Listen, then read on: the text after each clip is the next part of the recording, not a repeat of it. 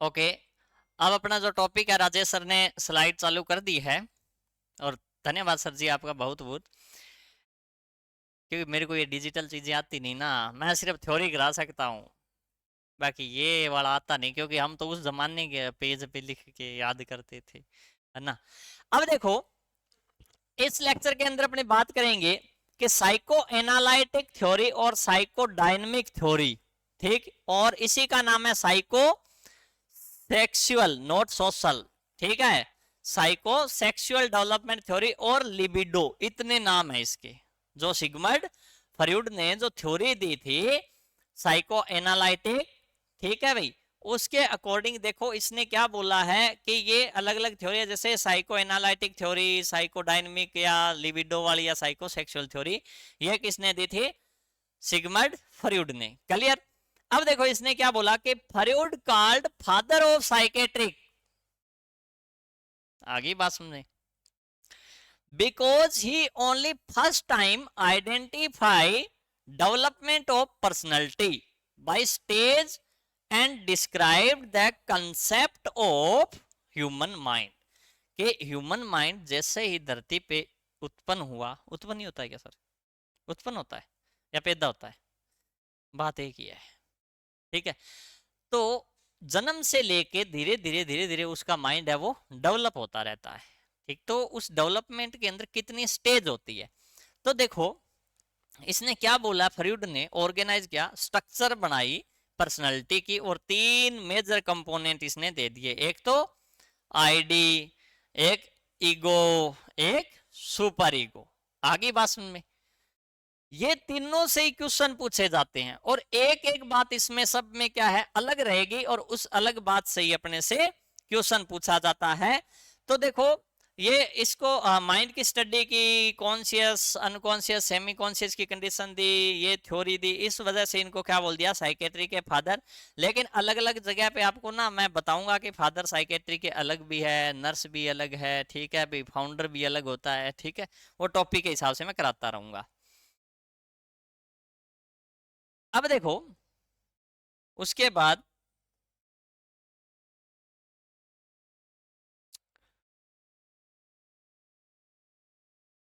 कहाँ गया रे,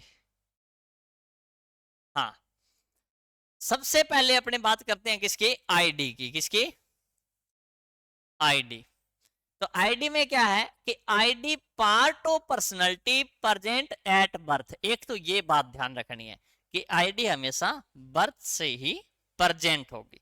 आईडी का मतलब नीड होना, आगे बात समझ में कि नीड क्या है, और कंप्लीटली क्या है, सेल्फिश, कि उसको किसी चीज की जरूरत है तो है, वो ये नहीं देखेगा, उसके लिए कहीं ना कहीं से अपने को अवेलेबल वो चीज करानी होती है। जैसे आईडी है, इन्फेंट है मान लो, तो वो क्या है, भूख लगी है तो वो क्या करेगा, कराई करेगा, उसको थोड़ा ही पता है अब कहाँ से न्यूट्रिशन आएगा। आगे बात सुनने, id component work on pleasure principle, एक लाइन ये याद रख लेना, आईडी हमेशा किस प्रिंसिपल पे काम करेगी, प्लीजर के ऊपर।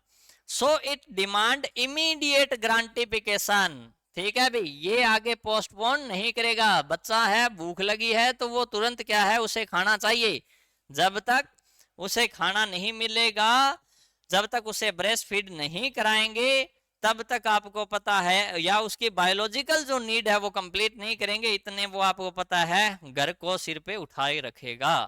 और बायोलॉजिकल नीड में जैसे सेक्स, हंगर, ये सारी मास्लो के अकॉर्डिंग होती है ना प्राइमरी नीड, तो ये इमीडिएट ग्रांटिफिकेशन की होती है, प्लीजर पॉइंट पे काम करती है, जैसे ही उनकी नीड कंप्लीट हुई वो बिल्कुल शांत हो जाते हैं, बच्चा है ब्रेस्ट फीडिंग करा दी, बिल्कुल शांत हो जाएगा, अब सोएगा वो।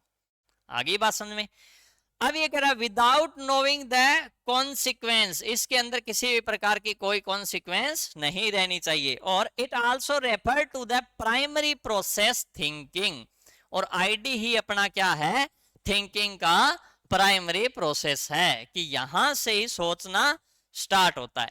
ID is the source of all drive, जितनी भी अपनी नीड है, जितनी भी अपनी ड्राइव है, जो चीज अपने को चाहिए, वांटेड है, उन सब के, उन सब का सोर्स एक ही है, आईडी। और जब नीड कंप्लीट हो उसकी नहीं होगी तो आपको पता है वो चुप नहीं रहेगा, इसलिए ये कह रहा है जैसे नीड कंप्लीट हो गई वो बिल्कुल रिलैक्स हो जाता है, इसलिए इसको क्या बोल दिया, सेल्फिश है। क्या है? एग्जाम्पल जैसे इसने बताया है कि आईडी का स्टेटमेंट का क्या है, parents are outside to home so enjoy party. अब उसकी नीड है कि घर वाले ऐसे तो जाने नहीं देंगे, लेकिन जैसे ही उनको पता चला आज घर वाले खुद गए हुए कहीं, तभी क्या करते थे, आस पड़ोस वाले यार मित्र होते हैं उन सबको बुला लेते हैं। ठीक है, अब आपको पता है खेलते हैं कूदते हैं घर पे, और ठीक है कुछ चीजें तोड़ते भी हैं, कुछ छेड़ते भी हैं, कुछ आपको पता है छुपा भी देते हैं, है ना। ये सारी चीजें इसमें चलती रहती। तो ये क्या है, आईडी है। क्या है, आईडी। उसके बाद ये कह रहा है ईगो। क्या है, ईगो। कई बार कह देते हैं कि इस बंदे में तो ईगो बहुत है, वो ईगो नहीं होता, वो एटीट्यूड होता है। आगे बात में कहते हैं ना इसमें घमंड है ज्यादा, वो ईगो नहीं है। क्योंकि घमंड कब होगा, जब बंदा अगर समझदार है तो वो स्ट्रेट बोलेगा, बात को सीधा बताएगा। ठीक, अब अपने उसकी बात को नहीं समझ सकते, इसलिए अपने उसे क्या बोल देते हैं कि इसके अंदर तो घमंड हो गया है, ईगो है। एक्चुअल में ईगो क्या है, ईगो अपने को पता है रियलिटी प्रिंसिपल पे काम करने वाली चीज है कि रियल क्या है। बाकी बुढ़ा परचा के गोली दे के तो आपको पता है कुछ भी करवा लो, है ना। लेकिन ईगो क्या है, रियल प्रिंसिपल पे काम करने वाली चीज है। और पार्ट ऑफ पर्सनैलिटी का ये जब कब डेवलप होता है, 4 से लेके 6 महीने की उम्र में ये डेवलपमेंट इसका स्टार्ट हो जाता है। क्लियर, किसका, ईगो का। और primary work on ego is one of the mediator between demand of the ID and ideally of super ego. कहने का मतलब अगर आईडी और सुपर ईगो के बीच का जो पुल है, जो बांध है, वो क्या रहेगा, अपना ईगो रहेगा। आईडी तो क्या करी है भाई, मेरे को जरूरत है, मेरे को नीड है, आगे बात समझ में। लेकिन ईगो क्या कह रहा है कि भाई तेरे को नीड तो है, लेकिन तू जिस हिसाब से ये चीज अचीव कर रहा है ये सही है या नहीं है। आगे बात सुने, तो ये क्या है, ये कौन डिसाइड कराता है, ईगो। आगे बात समझ में, ये कह रहा है कि primary work on ego one of the mediator between the demand of ID and IDT ideally of super ego like an executive of the company, वो mediate between his manager and public. Public और manager के बीच में कि public क्या चाहती है, public की डिमांड क्या है, उसके अकॉर्डिंग मैनेजर काम कर रहा है या नहीं कर रहा। तो ये क्या है भाई, पब्लिक और मैनेजर के बीच की चीजें होती है ना, मतलब सही क्या है, कितनी अमाउंट के अंदर पब्लिक की डिमांड है उस हिसाब से प्रोडक्शन हो रहा है या नहीं हो रहा। ये चीजें किस पे आती है, रियल प्रिंसिपल पे। It also refer to as secondary process of thinking, और ये क्या रहेगा, अपना सेकेंडरी प्रोसेस रहेगा थिंकिंग का। और इसके अंदर क्या बताया इसने, example of ego statement, ego का स्टेटमेंट का एग्जाम्पल क्या है, parents are outside to home so it is risky to go outside. Id में तो क्या था, बच्चे को ऐसे लगता है कि घर वाले घर पे नहीं है, चलो खेलने बाहर। लेकिन ईगो क्या कर रहा है, रियलिटी, हकीकत क्या है। आगे बात है, उसको पता है घर वाले क्या बोल के गए हैं, घर पे ही रहना है। ठीक, इसलिए ईगो क्या कहता है कि भाई देख घर वाले बोल के गए हैं घर पे रहना है, इसका मतलब घर पे रहना है, बाहर जाना अपने लिए रिस्की हो सकता है। क्योंकि रिस्की तो होगा, घर वाले बोल के गए घर पे रहना है और वो बाहर, अब घर वाले जैसे ही आ रहे हैं और उनको बाहर मिल गया तो आपको तो वहीं से छेदते लेके आएंगे, रेल बनाते लेके आएंगे। आगे बात समझे, ऐसा हुआ है ना कई बार, नहीं हुआ। फिर मेरे को लगता है आप घर वालों को विश्वास नहीं है आप पे है। अब उसके बाद नेक्स्ट में ये कह रहा है सुपर ईगो। क्या है, सुपर ईगो। सुपर ईगो के अंदर ये कह रहा है कि क्या चीज आनी चाहिए भी, कि super ego develop between the age of 3 to 6 year, 3 से 6 साल के अंदर किसका डेवलपमेंट होता है, सुपर ईगो का। और super ego develop by the internalisation of value of and moral of primary care giver, मतलब पेरेंट्स की मोरल वैल्यू, मोरलिटी जानते हो, नैतिकता, कहते हैं ना संस्कार किस प्रकार के हैं, वो कहाँ से मिलते हैं, पेरेंट्स से मिलते हैं। और वो ही सुपर ईगो है कि अपने को नैतिकता के हिसाब से क्या करना चाहिए। ठीक, ईगो ने तो बोल दिया कि रियल क्या है। ईगो गलत भी करवा सकता है अपने से, लेकिन आपको पता है सुपर ईगो अपने से गलत नहीं कराएगा। वो कहेगा सोसाइटी में रहना है तो कैसे रहना है, एक दूसरे के साथ फ्रेंडशिप सर्कल में रहना है तो किस प्रकार रहना है, ठीक है, बड़े लोगों से बात कैसे करनी है, छोटों को किस प्रकार हैंडल करना है, ये सारी चीज अपने को कौन बताता है, सुपर ईगो। ठीक, अब ये कह रहा है ये कहां से मिलेगा, पेरेंट्स से, सोसाइटी से, टीचर से, आगे बात है, जिससे क्या बनेगी, पर्सनैलिटी बनेगी। बहुत सारे काम ऐसे घर वाले कहते नहीं नहीं नहीं ये काम नहीं करना, सही नहीं है, और अपने कई बार धक्का कर लेते हैं। क्यों? क्योंकि अपनी आईडी कह रही है कि कर दे, लेकिन फिर अपनी आईडी को घर वाले दबा भी देते हैं कई बार। आगे बात समझे, वो घर वाले अच्छे से जानते हैं कि किस प्रकार काम कराना है। अगर super ego work on principle of perfection and represent ideal rather than the real. ठीक, ये किस पे काम करेगा, आइडियल प्रिंसिपल पे। आगे बात है, न कि रियल में क्या करना है, नहीं, आइडियल जानते हैं। कई बार अपने को ऐसे लगता है कि यार वो बंदा इतना काम करा, इतना स्ट्रगल किया, उसने इतना बड़ा आज बंदा बन गया, तो क्यों न अपने को भी उसके कदमों पे चलना चाहिए। तो अपने क्या करते हैं, उनको आइडियल मान लेते हैं। ठीक, फिर अपने क्या करते हैं, क्योंकि वही बात है ना, घर वाले कहते हैं भी खुद का दिमाग काम नहीं करे ना तो दूसरे को देख के भी सीख लेना चाहिए अपने को, ऐसा ही होता है ना। तो दूसरे को देख के अपने को सीखना चाहिए, लेकिन कैसे, ऐसे नहीं है। तो देखने में भी ये ध्यान रखना चाहिए, परसेप्शन आपका सही होना चाहिए कि किसको देख रहे हो, कि कृष्ण भगवान को देख रहे हो या मामा सुकुन्नी को देख रहे हो। ठीक है, ये भी एक मैटर है। अब एक रहा है super ego create capacity for self criticism, कि क्रिटिसाइज कितना कर रहा है, ये बताता है सुपर ईगो कि नहीं, अपने ये समाज में रह रहे हैं लेकिन अपने ये काम नहीं कर सकते, लेकिन अपने कुछ बन के फिर समाज के लिए कर सकते हैं, फिर समाज अपने को कुछ बोलेगा भी नहीं। तो ये क्रिटिसाइज ही है। सेल्फ इवालुएशन, खुद को तराश के, खुद का इवालुएशन कर करके कि भाई पिछली बार सक्सेस नहीं हुआ, कहाँ कमी रह गई, उसके अंदर सुधार किया, फिर नेक्स्ट बार और ट्राई किया, तो धीरे धीरे ऐसे करके कामयाब होते हैं ना। एक पेपर दे के आते हैं, फेल हो गए, दूसरे बार क्या है, आते ही देखते हैं फेल किस कारण हुए, जो भी कमियां हैं उनको देखी और उन कमियों पे काम करना शुरू किया, न कि उन कमियों को देखते ही रहे, कमियों को सुधारनी भी पड़ती है। ठीक, फिर जाके सिलेक्शन होता है। अब फिर ये कहना, super ego is the essential for socialization and it's judgement whether an action is right और रॉन्ग।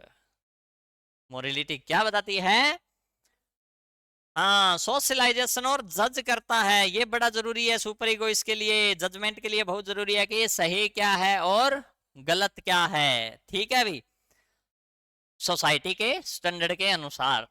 और super ego develop proud of self esteem into an individual, और सेल्फ स्टीम, खुद को किस प्रकार स्टैंड करना है, इसके लिए सुपर ईगो बहुत जरूरी है।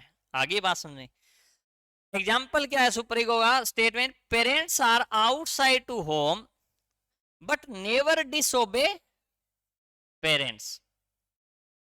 अब वो क्या मानता है, पेरेंट्स हैं आउटसाइड गए हुए घर से, लेकिन फिर भी अपने को क्या है, उनकी आज्ञा का पालन करना है, अवज्ञा नहीं करनी है उनकी, जो बोला है आज्ञा का पालन करो। ये क्या है, ये रियल, ये क्या है, ये रहेगा अपना कि सही क्या है और गलत क्या है। ठीक, तो सुपर ईगो गलत काम नहीं करवाएगा। तो ये तीन चीज है माइंड की स्ट्रक्चर की, तो ये अपने को पता होनी चाहिए क्योंकि ये क्वेश्चन पूछा जा सकता है। क्लियर? उसके बाद है टोपोग्राफी ऑफ माइंड और लेवल ऑफ कॉन्शियसनेस। कई बार ये भी पूछ लेता है कि भाई टोपोग्राफी ऑफ माइंड के अंदर कितनी चीजें हैं, तो तीन ही है, कॉन्शियस, सेमी कॉन्शियस और unconscious. Clear? Structure of mind की बात करें तो id, ego, super ego. Clear? ये भी क्वेश्चन अपने से पूछा जा सकता है। क्लियर? अब देखो फ्रॉइड ने क्या क्लासिफिकेशन किया मेंटल ऑपरेशन का, तीन स्टेज में, के कॉन्शियसनेस, अब आपको पता है कॉन्शियसनेस क्या है, एक प्रकार की अवेयरनेस होती है कि अपने क्या रहेंगे, बिल्कुल अवेयर रहेंगे। अवेयर रहेंगे तो सराउंडिंग से जितनी भी स्टिमुलाई आ रही है उन सबको अपने पहचान सकते हैं। आगे बात जैसे टीचर पढ़ा रहा है, अपने बिल्कुल कॉन्शियस हैं तो उसकी बात को पूरी ध्यान से सुनेंगे। अगर अपना थोड़ा बहुत ही कनेक्शन इधर उधर हुआ, इसका मतलब अपने सेमी कॉन्शियस कंडीशन में चले गए, जिससे वो चीजें अपने समझ में नहीं आएगी। इसलिए कहते हैं ना, एक्टिव होके पढ़ना, अवेयर होके पढ़ना, इसका मतलब कॉन्शियस रहना, बिल्कुल जागरूक रहना। क्लियर भाई? ये कह रहा है it include all memories that remain with in individuals awareness, कि बंदे की जागरूकता के अंदर, एकाग्रता के अंदर, ठीक, सारी मेमोरी क्या रहेगी, रिटेन रहेगी, रिमेन रहेगी। आगे बात सुने की क्या चल रहा है। और it is smallest of 3 category, और ये क्या है भाई, कॉन्शियस पार्ट है ब्रेन का, वो सबसे छोटा पार्ट है।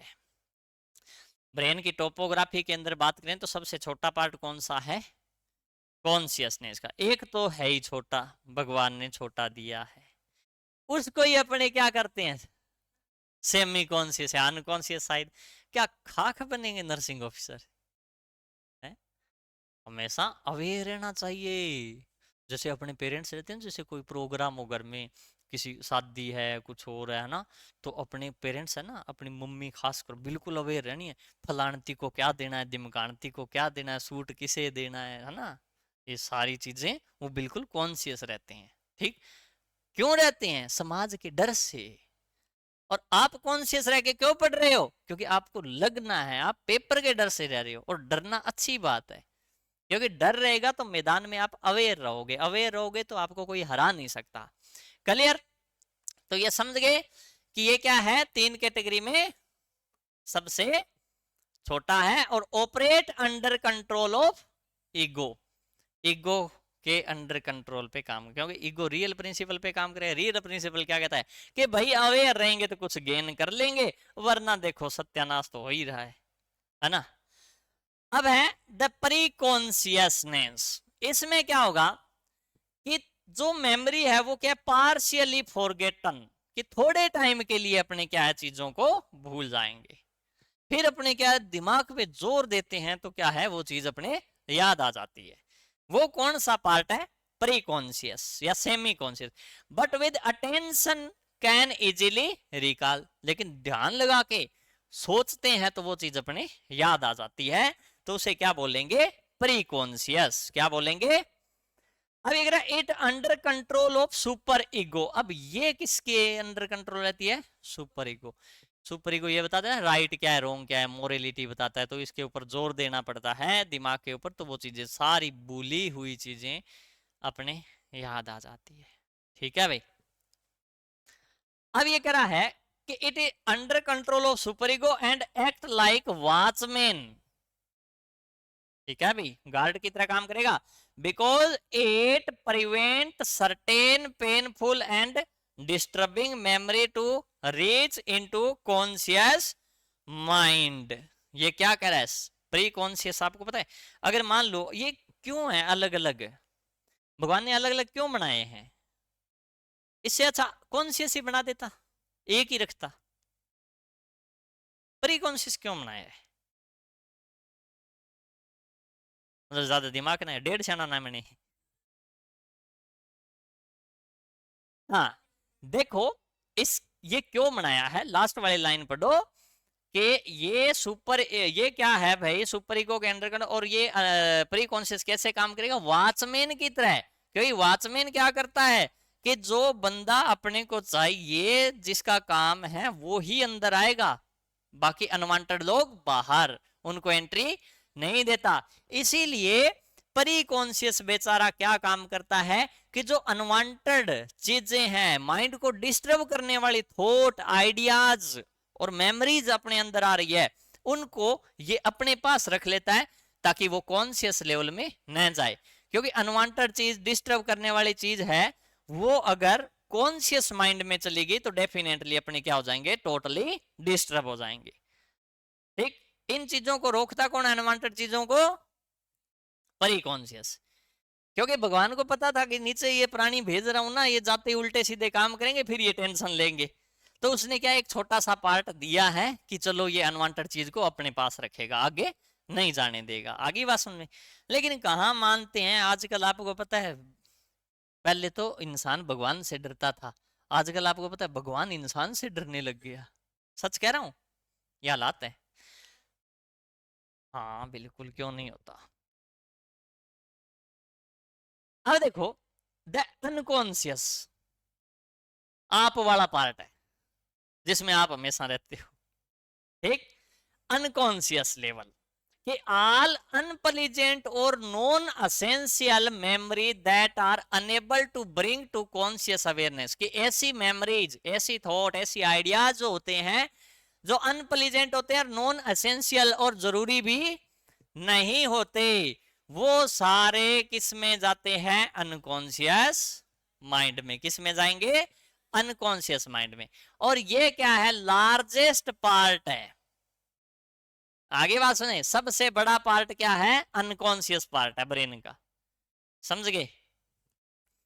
इसको बड़ा क्यों बनाया, क्यों, क्योंकि आपको पता है ये क्या कह रहा है, असेंशियल, नॉन असेंशियल। क्योंकि आपको पता है असेंशियल चीजें तो अपने दिमाग में आती नहीं है। जो चीज जरूरी है, जो अपने को प्रगति की ओर लेके जा रही है, जो अपने कैरियर की ओर लेके जा रही है, वो तो चीजें आएगी नहीं। लेकिन गलत चीजें कभी आ सकती है, 1 मिनट में आ जाएगी दिमाग में, बताओ, है ना। ऐसा क्यों होता है, क्योंकि अपने सोचते हैं उस फ्रीक्वेंसी का है, जैसा सोचेंगे अब थॉट तो वैसे ही आएंगे। तो वो थॉट जो अनवांटेड हो गए, नॉन असेंशियल हो गए, वो किस में चले जाएंगे, अनकॉन्शियस पार्ट में। अब आप वो पता है अनकॉन्शियस पार्ट के अंदर बहुत सारी चीजें ऐसी होती है जो निकालनी भी पड़ती है। फिर आपको पता है वो क्या किया जाता है, हिप्नोटाइज किया जाता है उसको, ताकि जो अनकॉन्शियस माइंड में जो चीजें गई है वो भूल गया, फिर वो याद आती है। क्योंकि कई बार होता है छोटे बच्चे होते हैं, वो खो जाते हैं मेले वगैरह में, पुरानी फिल्में देखी है ऐसी, मोस्ट ऑफ बच्चे क्या है मेले में खोए हुए, दो भाई बड़े होके ही मिलते हैं, ठीक है भाई। तो वो क्या है, वो धीरे धीरे धीरे धीरे फिर उनके याद आ जाती है, ठीक है भाई। या फिर क्या है, कई बार याद नहीं आती, वो फिर आप होता है तो साइकेट्रिक पेशेंट होता है, वो क्या करता है दीवार के टक्कर मारता है, फिर अचानक उसकी मेमोरी आ जाती है ना। ऐसे जो ये नोटंकी हो रही है, बाकी ऐसा होता कुछ नहीं है, फिजिकल असोल्ट का केस बन जाएगा। एक, हाँ लार्जेस्ट पार्ट, आपकी गलती नहीं है, मान सकता हूँ। अब ये कह रहा है कि अनकॉन्शियस क्या है, कि it is called store house of all the memories. सभी मेमोरीज का क्या है, ये स्टोर हाउस है। कौन सा, अनकॉन्शियस पार्ट। क्या कौन सा रहेगा, अनकॉन्शियस पार्ट। आगे इतनी बात समझ में। अब देखो उसके बाद, the level of mind that best portray one's attitude. आगे बात से किसी के एटीट्यूड का, एटीट्यूड जानते हो किसे बोलते हैं, एटीट्यूड जिससे लोग इन्फ्लुएंस हो, प्रभावित हो, वो एटीट्यूड ही तो होता है। आगे बात जैसे ये कह रहा है, a long standing point of view that guide और इन्फ्लुएंस वंस बिहेवियर। किसी दूसरे बंदे के बिहेवियर को चेंज करना, वो किस में आता है, एटीट्यूड में आता है। और एटीट्यूड क्या होता है, एक पॉजिटिव वे होता है। अपने कहते हैं बड़ा एटीट्यूड दिखा रहा है, अरे एटीट्यूड नहीं दिखा रहा, आप वो दे रहा है आपको कुछ, लेकिन आप उसको एक्सेप्ट नहीं कर रहे, क्योंकि आपके दिमाग में कचरा भरा हुआ है। वो बंदा तो सही बोल रहा है, वो बंदा क्या है, आपको क्या कर रहा है, long standing point of view that guide, वो क्या कर रहा है, गाइड कर रहा है। और इन्फ्लुएंस वंस बिहेवियर, और दूसरे के बंदे के बिहेवियर को क्या इन्फ्लुएंस कर रहा है। अब समझने वाले तो क्या है, अब एक बात बताओ, 5 लोग खड़े, 20 लोग आगे बैठे हैं। अब एक बंदा ऐसा है जो नॉलेजेबल चीजें बता रहा है, बड़े ही ज्ञान की बातें बता रहा है, अच्छे अच्छे आइडियाज दे रहा है, ठीक है। और उसका बिहेव भी पर्सनैलिटी के हिसाब से फिर वैसा ही हो गया। अब आपको पता है वो लोग क्या कर रहे हैं, उसकी सुन रहे हैं और उसके आइडियाज को ले रहे हैं, उन पे काम भी करें और वो कामयाब भी हो रहे हैं। लेकिन अपने जैसे क्या है, जिनके ना वो होते ना फुट्टी किस्मत के, अपने जैसे, ठीक, वो क्या था, अच्छा ये ज्यादा है, इसको ज्यादा आ रहा है, ठीक है, देखा एटीट्यूड, बोलने का तरीका देखा इसका। क्यों? क्योंकि अपने में तो अक्ल है नहीं। अपने क्या कहते हैं, दूसरे को दोषी ठहरा देते हैं, और अपने क्या कहते हैं, इसमें एटीट्यूड है। आप एक्चुअल में एटीट्यूड और ईगो का मतलब समझो क्या है, जो आप सोच रहे हो वो नहीं है। ठीक, इसके अंदर एटीट्यूड और ईगो का मतलब, अब एटीट्यूड का मतलब क्या है, अगर अपनी पॉजिटिविटी से अपने किसी दूसरे बंदे को प्रभावित कर रहे हैं, उसके अंदर कुछ बिहेव चेंज हो रहा है और वो सही रास्ते पे जा रहा है, उसे एटीट्यूड बोलते हैं। आई बात समझ में?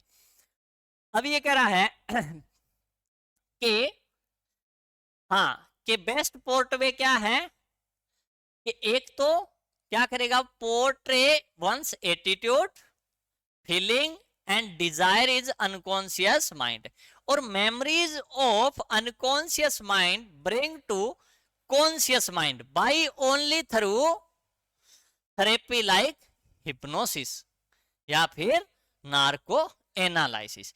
कि वो तो स्टोर हाउस है, अनकॉन्शियस पार्ट तो ब्रेन का क्या है, मेमोरीज का स्टोर हाउस है, उसके अंदर जितनी भी मेमोरी चली गई वो सारी जाके स्टोर हो गई। अब उन मेमोरी को बाहर निकालने के लिए, कॉन्शियस माइंड में लाने के लिए अपने को क्या करना पड़ेगा, या तो हिप्नोसिस करना पड़ेगा या फिर नार्को एनालिसिस करना पड़ेगा, ताकि वो सारी स्टोर मेमोरी है वो आ जाए बाहर। आगे बात समझ में? वरना तो आपको पता है बहुत सारे राज छिपे ही रह जाते हैं, और एक दिन आपको पता है जला देते हैं ऐसे ही। तो मरने से पहले बंदे को हिप्नोटाइज कर लेना चाहिए क्या?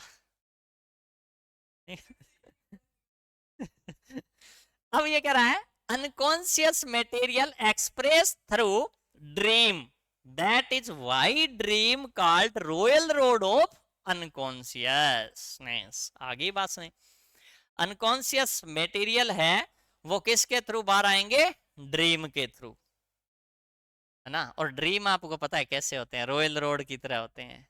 ठीक है भाई, इसलिए कह रहा है अनकॉन्शियसनेस की रॉयल रोड क्या है, वो ड्रीम ही है, वो मेमोरी है जो अनकॉन्शियस माइंड में है, लेकिन वो क्या है, ड्रीम के थ्रू अगर बाहर आए तो रॉयल है।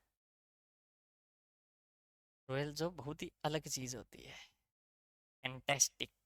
ठीक, बस हो गया कंप्लीट। अब उसके बाद अपने बात करते हैं, बस ये हो गया अभी माइंड की स्ट्रक्चर। अब है इंटेलिजेंसी, वो मैं आपको नेक्स्ट लेक्चर के अंदर डाल दूंगा।